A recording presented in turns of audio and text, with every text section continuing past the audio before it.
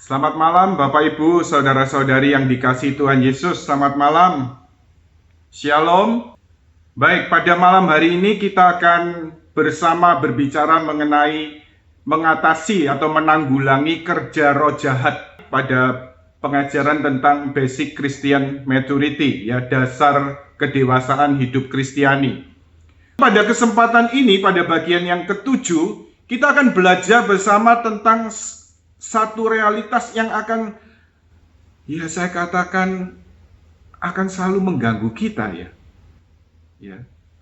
Satu realitas yang akan selalu mengganggu kita. Kita yang sungguh-sungguh mau hidup sesuai kehendak Tuhan, hidup mengikuti Yesus, dia pasti akan mengganggu, ya. Dia pasti akan menghalang-halangi. Realitas itu adalah setan atau roh jahat, ya. Ya, mungkin Anda berpikir, wah, bagi orang-orang kok kayaknya tenang-tenang, hidupnya nggak ada masalah dalam hubungan dengan roh jahat. Ya, mungkin nggak ada masalah ya, tapi karena apa? Mungkin bisa jadi sudah jadi konco, ya, jadi CS-nya roh jahat, ya, jadi tinggal tunggu petik saja istilahnya, ya. Nanti tinggal tunggu dipetik saja, ya. Tetapi ketika kita sungguh-sungguh mau mengikuti Yesus, kita akan menghadapi tantangan-tantangan termasuk dari roh jahat. Dunia, daging, dan setan. Tapi kita ingat musuh yang terberat sesungguhnya siapa? Sudah kita pelajari kesempatan yang lalu. Daging, ya. Jadi egoisme kita yang selalu berpusat pada diri kita sendiri. Jadi mengenali kerja roh jahat. Ya, ini bagian setelah kita bicara tentang dunia, daging, dan ini kemudian yang ketiga ini kita bicara tentang setan, ya. Jadi telah kita lihat bahwa penyebab segala masalah dalam kehidupan manusia yaitu dosa, kedagingan, dunia, dan setan. Ya, jadi segala permasalahan yang boleh dikatakan yang selalu menghambat dalam perjalanan kita menuju Tuhan, ya. Jatuh bangun ke dalam dosa, lalu boleh katakan ya segala di dalam diri kita, nafsu-nafsu kita, atau kemudian segala keinginan-keinginan kita yang tidak teratur, yaitu kedagingan kita ini akan selalu ibaratnya seperti meronta-ronta, ya, ingin menjauhkan kita dari Tuhan, ya, ini sebagai salah satu akibat dosa. Lalu dunia dengan segala nilai-nilai yang bertentangan dengan Injil, ini juga akan menghalang-halangi perjalanan kita menuju Tuhan. Ya, contoh dunia, ya nggak usah jauh-jauh.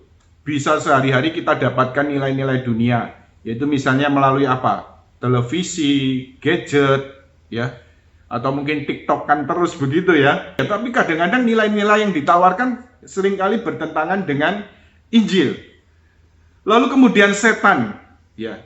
Dan ini masalah terutama sebenarnya seperti kita pelajari bahwa masalah utama manusia ini sebenarnya apa? Daging, ego.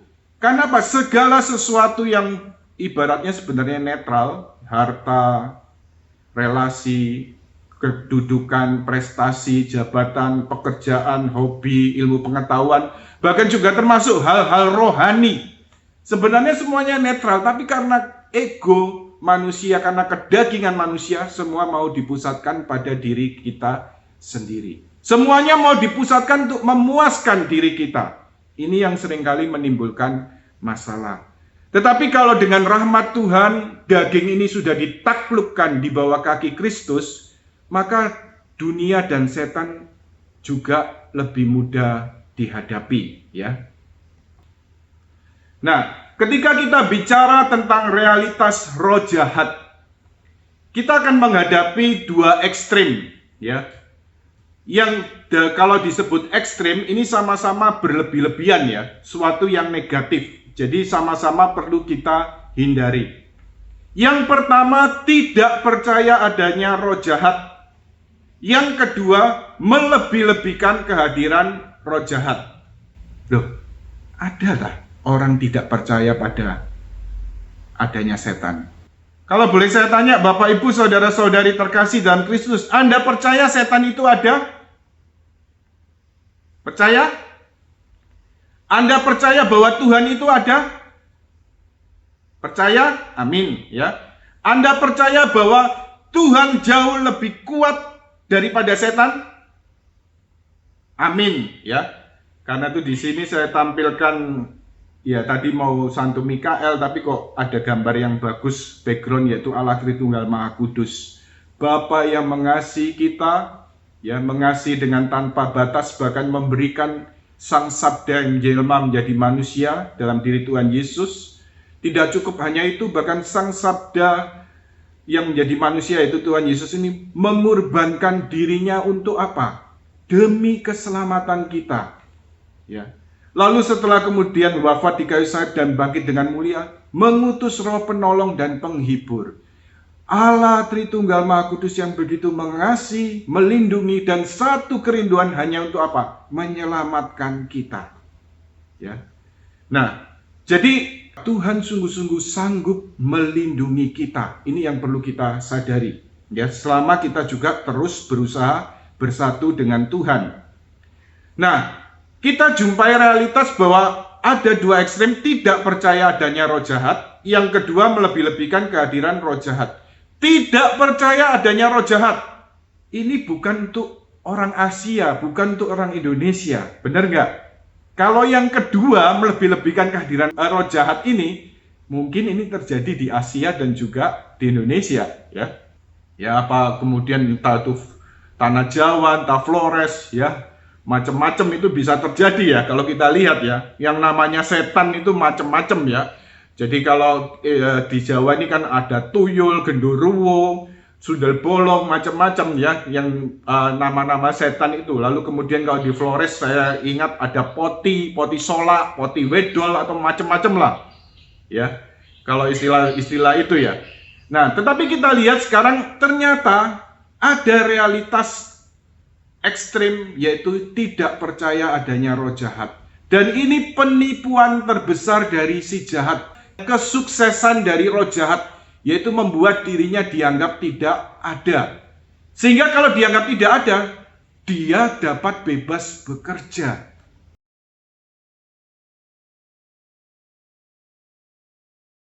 Dan di situ kemudian mulai berkembang revolusi industri di Eropa, dan berkembang paham-paham sekularisme, materialisme, hedonisme, sehingga mau nggak mau, karena begitu hebatnya perkembangan zaman, perkembangan industri pada zaman itu, akhirnya juga secara rasional mulai berkembang. Akhirnya orang tidak percaya akan realitas roh jahat, orang juga tidak percaya pada Tuhan. Tetapi lebih-lebih kemudian di kalangan gereja, ya, lebih-lebih sekitar dekade tahun 60, ada seorang teolog liberal, Bultmann, dengan demitologisasi, itu kemudian menolak segala realitas adanya malaikat, adanya roh jahat. Jadi bahkan kemudian mujizat-mujizat dalam kitab suci, penyembuhan-penyembuhan dalam kitab suci juga yang dilakukan Tuhan Yesus, semuanya mau diterjemahkan secara rasional. Dan ini kemudian, ya boleh katakan mempunyai dampak yang besar juga dalam gereja. Lalu juga berkembangnya psikologi dan psikiatri non-Kristen. Jadi tentang eksistensi malaikat dan khususnya roh jahat ditolak. Kasus-kasus yang tidak dapat diterangkan dengan akal budi dianggap karena kelemahan psikologis. Jadi pengaruh itu juga terasa hingga saat ini ya. Jadi banyak orang kemudian ya, lebih-lebih bukan saya katakan bukan untuk Asia atau Indonesia ya, tetapi untuk orang-orang Eropa di Amerika, bahwa kemudian orang tidak percaya adanya roh jahat.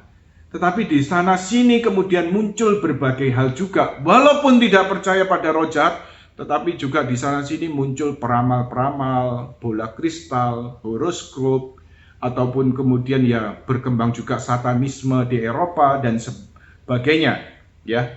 Nah, tetapi kita sebagai orang-orang Kristen, orang-orang yang percaya pada Allah Tritunggal Maha Kudus, kita juga percaya akan realitas adanya roh jahat. Roh jahat ada, tetapi satu hal, kalau kita mau katakan, kekuasaan roh jahat itu ada batasnya atau tanpa batas. Jadi roh jahat penuh kuasa, ibaratnya punya, ya ibaratnya kemampuan seperti malaikat ya.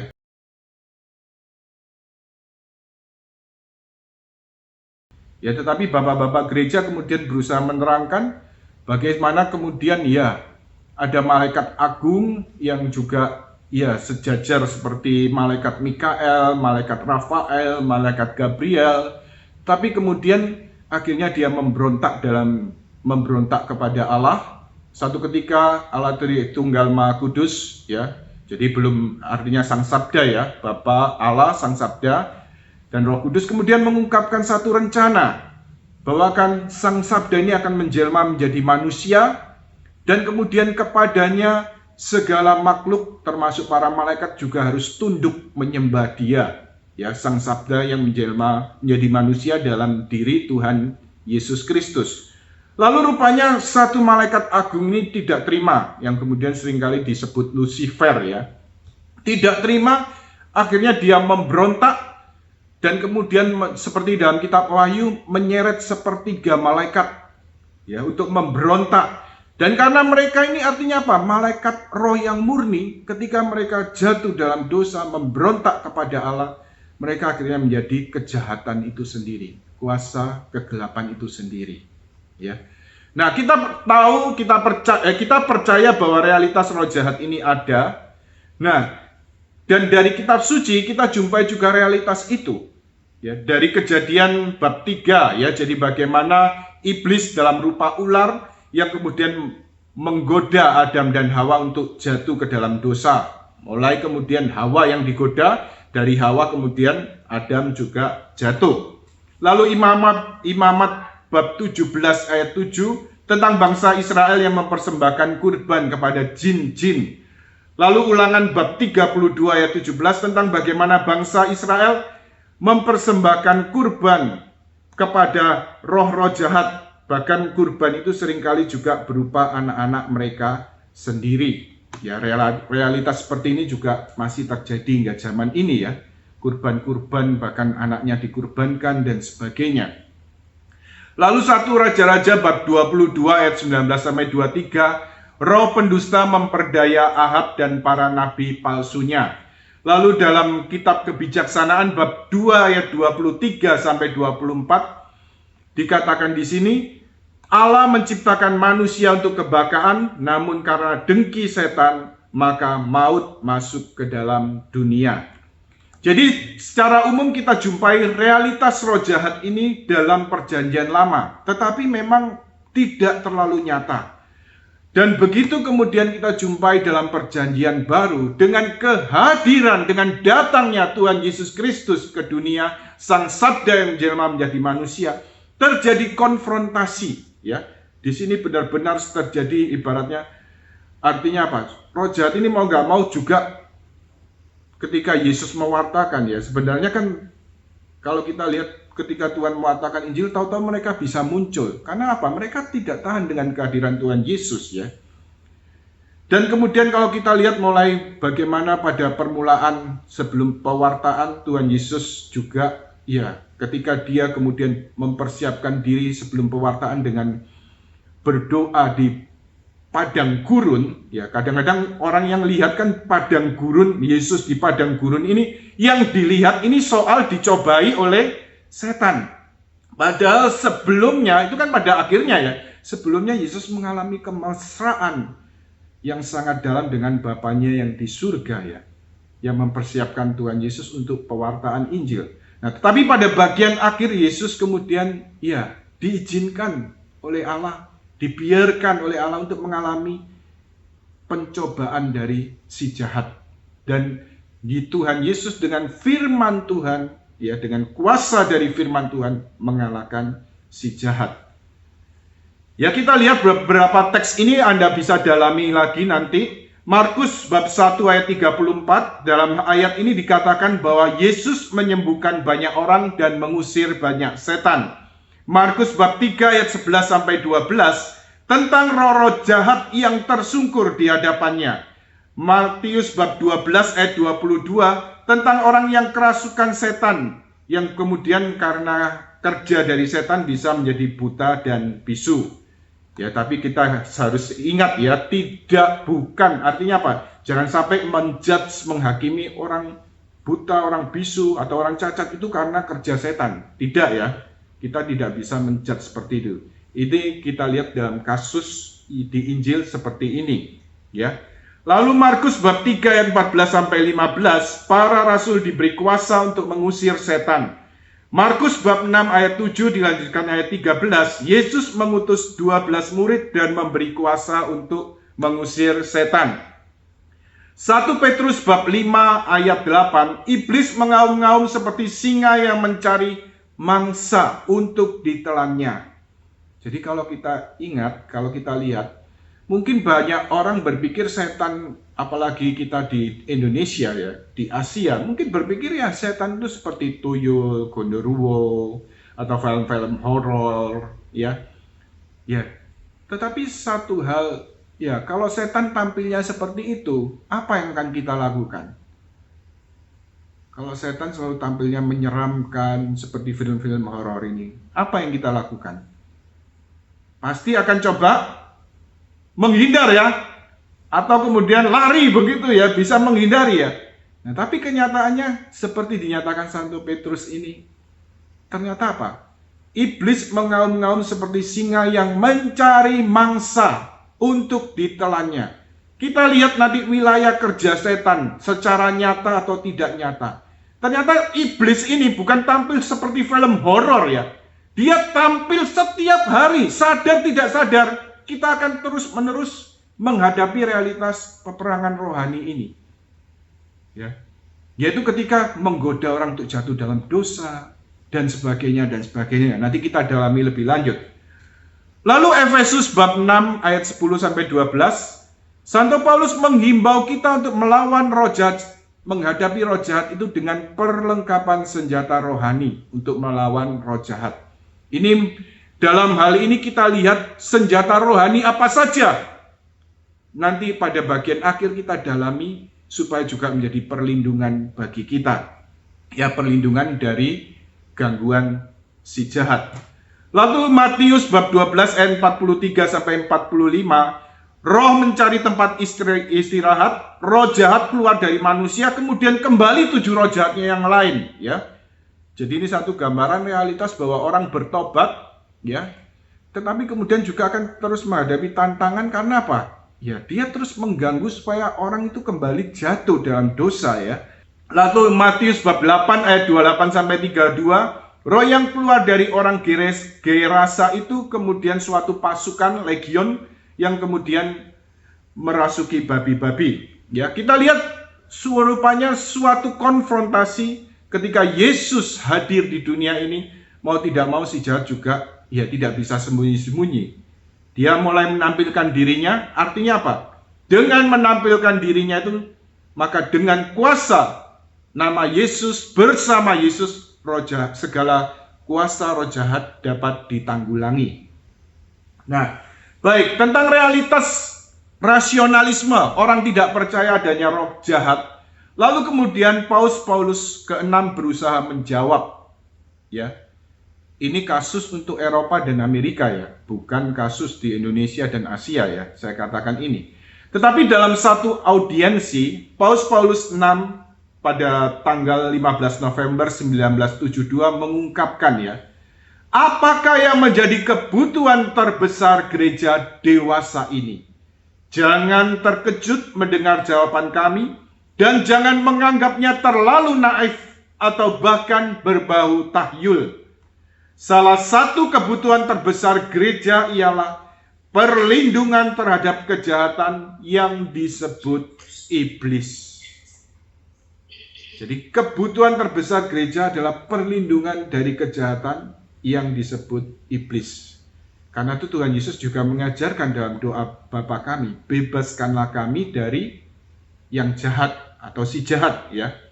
Jadi Paulus melanjutkan, kejahatan bukan hanya soal kekurangan akan sesuatu hal, absentia boni, melainkan suatu kekuatan yang aktif, suatu makhluk yang hidup, yang bersifat rohani, yang sesat dan menyesatkan, suatu realitas yang dahsyat, misterius, dan mengerikan.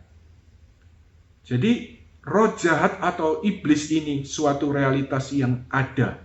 Dan hanya punya satu tujuan, satu misi, yaitu apa?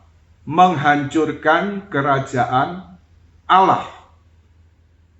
Kalau boleh saya tanya, supaya kita juga seimbang. Misi Allah, apalagi dengan kedatangan Tuhan Yesus di dunia ini, yang rela wafat di kayu salib dan bangkit dengan mulia. Misi Allah atau kehendak Allah secara umum itu apa? Ada yang mau jawab? Bisa buka lalu ditutup lagi, di-mute lagi. Misi Allah ini apa? Kan misi setan menghancurkan kerajaan Allah. Misi Allah apa? Kehendak Allah secara umum. Ya, 100 ya. Jadi Anda surga ya. Jadi misi Allah apalagi dengan wafat Kristus di kayu salib dan kebangkitannya. Misi Allah hanya satu. Menyelamatkan manusia. Menyelamatkan seluruh umat manusia. Ya, jadi menyelamatkan jiwa-jiwa. Ini kerinduan Allah.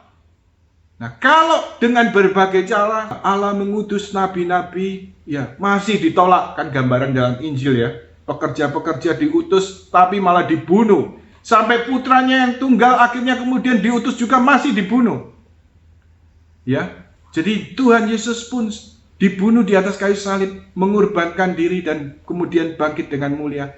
Hanya satu sebenarnya kerinduan Allah, keselamatan seluruh umat manusia. Coba Anda rasakan dalam hati Anda. Allah rindu menyelamatkan Anda. Allah rindu menyelamatkan saya. Katakan dalam hati. Atau mungkin karena di-mute, silakan Anda katakan. Allah rindu menyelamatkan saya. Allah yang maha besar, Allah yang maha kuasa, begitu rindu untuk menyelamatkan kita. Kita juga menghadapi satu realitas bahwa ada si jahat, ada roh jahat yang berusaha menghancurkan kerajaan Allah. Dia tidak bisa melawan Allah secara langsung.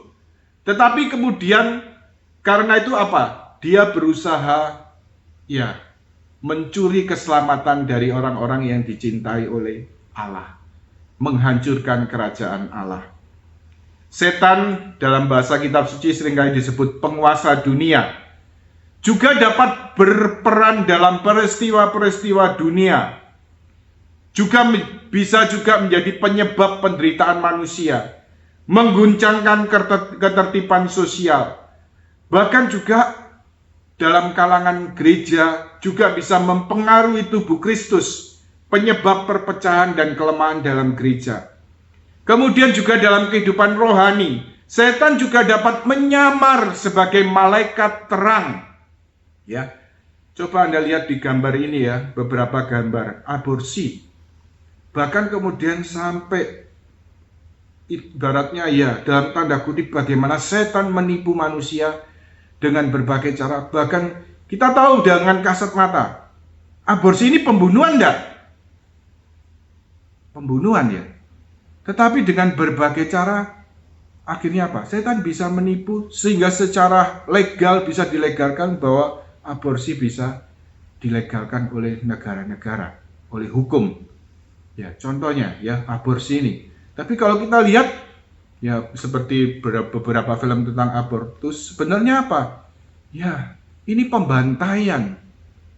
Ya, bagaimana kita lihat di foto ini, ya mereka dijepit dalam film itu lalu kemudian dipreteli satu-satu ya. Kepalanya diambil, kakinya diambil, tangannya diambil. Ini yang terjadi pada abortus ini ya. Ya. Lalu kemudian ya terorisme kita lihat. Kita lihat betapa dahsyatnya ya. Kita tidak pernah terpikir ya bagaimana supremasi dunia WTC di Amerika itu bisa dihancurkan dengan terorisme ini. Ya, beberapa tahun lalu dan kemudian mulai berkembang paham-paham terorisme ini. Lalu juga narkoba, seks bebas, dan sebagainya. Ya, begitu banyak penipuan-penipuan setan dan boleh katakan ya, karena dia adalah bapak segala dusta ya. Jadi seolah-olah yang kemudian jahat, yang kemudian dosa dianggap sebagai kebenaran. Contoh yang begitu marak, ya tadi, misalnya tadi abortus. Ya, satu budaya kematian yang melanda dunia. Sekarang akan kita pelajari lebih lanjut, yaitu mengenai wilayah kerja setan. Satu pertanyaan, ya. mengapa orang Kristen ya yang sudah dibaptis bisa dicobai oleh setan? Mengapa orang Kristen yang sudah dibaptis bisa dicobai, bisa diserang oleh setan? Saya mau menjawab dari buku seorang eksorsis menceritakan kisahnya ya. Jadi buku dari seorang eksorsis kota Roma. Jadi berisi sharing, berisi juga ya banyak hal-hal praktis, yaitu tentang yang ditulis oleh Pater Gabriel Amorth. Beliau sudah meninggal dalam usia tua ya. Jadi meninggal bukan karena diganggu setan. Ya, walaupun beliau ini seorang eksorsis resmi. Ya, jadi kita lihat mengenai doa pengusiran setan, ini saya berikan gambaran umum aja. Ada yang disebut eksorsis resmi, ini hanya dilakukan oleh imam tertentu, tidak semua imam ya. Imam tertentu yang ditunjuk oleh uskup. Ya, jadi imam tertentu yang ditunjuk oleh uskup. Ya, lebih-lebih sejak tahun 1985, Vatikan sendiri juga ya memberikan kursus-kursus untuk eksorsisme bagi imam-imam yang memang ditunjuk oleh keuskupannya untuk menjadi imam eksorsisme. Eksorsisme resmi. Ya, kemudian juga ada yang kemudian bisa dilakukan imam secara umum, biarawan-biarawati, lalu kemudian juga para awam yang kemudian disebut, ya kita tidak pakai istilah eksorsis ya. Jadi jangan sama sekali menggunakan istilah eksorsis untuk doa. Walaupun secara teologi moral disebut eksorsisme privat ya. Ada eksorsisme resmi atau eksorsisme agung. Lalu kemudian ada eksorsisme privat. Tetapi untuk eksorsisme privat ini kita biasa sebut deliverance prayer atau doa pembebasan. Ini yang kita pakai. Jadi kita sama sekali tidak mau pakai istilah eksorsisme supaya tidak bentrok. Ya, deliverance prayer atau doa pembebasan. Ya, jadi beliau menerangkan, Pater Gabriel Amorth ini menerangkan, mengapa orang Kristen bisa diserang setan. Yang pertama karena dia membuka diri untuk kehadiran dan kuasa si jahat. Artinya apa? Mempunyai hubungan dengan roh jahat. Coba bayangkan. Setan itu nggak diundang, itu berusaha mengganggu, berusaha menyerang, berusaha mencobai dan menggodai supaya orang jatuh dalam dosa. Nah ini apalagi diundang, apalagi orang bermain-main dengan dia, misalnya cari pesugihan, perjanjian darah dan sebagainya. Ini yang pertama, karena punya hubungan, membuka celah, membuka hubungan dengan si jahat. Yang kedua, karena Tuhan mengizinkan untuk satu rencana, untuk satu kebaikan yang lebih besar. Ya contohnya misalnya hal yang sehari-hari bisa dilakukan, godaan. Ya karena apa? Allah menghargai kehendak bebas manusia untuk mau mencintai Allah, mau taat pada Tuhan atau tidak. Jadi manusia ya diizinkan setan menggodanya. Ya, setan diizinkan untuk menggoda manusia. Contoh misalnya dalam kitab suci, Ayub. Ya bahkan Tuhan mengizinkan setan mencobai dia habis-habisan. Tetapi kemudian pada akhirnya Tuhan memulihkan hidup Ayub. Ya. Nah, jadi dalam hal ini karya ini lebih-lebih karena apa? Kita lihat wilayah kerja setan secara nyata, yaitu pertama dunia gaib atau okultisme. Yaitu kalau orang memang ya mau membuka diri lalu berhubungan dengan setan. Kalau boleh saya tanya, Bapak Ibu saudara-saudari terkasih dalam Kristus, Anda bisa jawab dalam hati. Atau mau di chat room juga boleh. Boleh nggak orang Katolik ke dukun? Atau ke paranormal? Boleh nggak? Lalu kemudian ya, dunia gaib. Ya baik Anda jawab di chat room ya. Dunia gaib ini saya katakan spesialisasinya setan. Jadi dalam hal ini ketika orang membuka dirinya untuk roh jahat, yaitu segala sesuatu yang paling boleh katakan kalau paling parah yaitu pemujaan setan ya, satanisme. Di mana kemudian ada perjanjian darah, Kemudian kita kenal ada istilah gereja setan. Ya, ini jelas-jelas orang menyerahkan diri kepada setan, memuja setan. Lalu kemudian juga ada sihir, spiritualisme, yaitu hubungan dengan arwah, ya, komunikasi dengan arwah. Kadang-kadang ya juga kalangan Tionghoa ada cucing-cucing itu ya, bisa jalan dan sebagainya. Jadi segala macam komunikasi dengan arwah, jai langkung dan sebagainya. Bahkan ini di kalangan, saya pernah dengar, ini zaman saya ya, waktu zaman kita masih komsel, zaman kuliah gitu. Ada teman komsel yang kemudian masih waktu itu di sekolah Katolik SMA ya. Ternyata lagi marak waktu itu, yaitu ballpoint bisa diperintahkan untuk kemudian dengan jampi-jampi tertentu, mantra-mantra tertentu, ballpoint ini bisa kemudian menulis. Tidak ada yang memegang tapi bisa berdiri lalu memegang, bisa menulis sendiri. Ya, seperti jai langkung begitu. Dan itu terjadi di kalangan anak SMA. Ya, menyedihkan malah anak-anak SMA Katolik ya yang terkenal di Surabaya ini ya. Ya, tapi itu terjadi ya, hal-hal seperti itu, bermain-main dengan arwah. Nah, siapa yakin itu arwah? Kok bisa yakin itu arwah? Jai langkung atau mungkin juga main-main dengan ballpoint yang bisa mengundang arwah dan sebagainya. Apa itu bukan roh jahat? Ya. Lalu kemudian juga masalah lain, ramalan. Ya, kelihatannya sepele ya. Tapi kemudian begitu mengikat ramalan ini. Saya sharingkan aja ya. Saya termasuk orang yang tidak pernah pacaran karena apa? Begitu mulai naksir cewek pada zaman kuliah lalu akhirnya apa? Dihitung dulu sionya, wetonnya dan sebagainya. Begitu walaupun sudah dibaptis orang sejak SMA dibaptis, tapi begitu percaya karena keluarga, percaya pada ramalan-ramalan itu. Tetapi kemudian apa? Sampai akhirnya ketika mengalami hidup baru, lalu kemudian bertobat. Ya ternyata ibaratnya apa?